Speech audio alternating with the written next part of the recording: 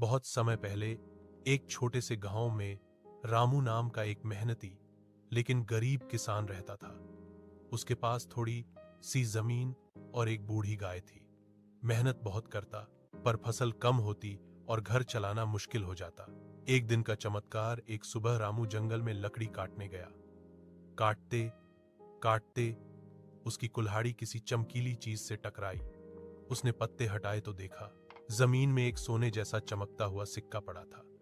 सिक्के को हाथ में लेते ही उसमें से एक धीमी सी आवाज आई, मैं जादुई सिक्का हूं, जिस चीज की सच्चे मन से जरूरत हो वही तुम्हारे सामने ला दूंगा। रामू घबरा भी गया और खुश भी। पहली इच्छा, रामू बोला, घर में अनाज नहीं है, काश थोड़ा अनाज मिल जाए। और बस उसके सामने एक बड़ा अनाज का कट्टा आ गया। रामू समझ गया यह सिक्का सच में जादुई है। दूसरी इच्छा, अगले दिन गाय बीमार हो गई। रामू ने सिक्के से कहा, मेरी गाय ठीक हो जाए। एक हल्की रोशनी जली और गाय तुरंत उठकर चारा खाने लगी। लूटने की कोशिश गांव में यह बात फैल गई कि रामू के पास जादुई सिक्का है।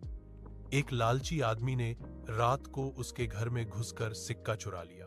उसने कहा, मुझे बहुत सारा सोना चाहिए। लेकिन जैसे ही उसने लालच से इच्छा मांगी, सिक्का काला पड़ गया और धुएं में गायब हो गया। आवाज आई, मैं लालच वालों के लिए नहीं हूं।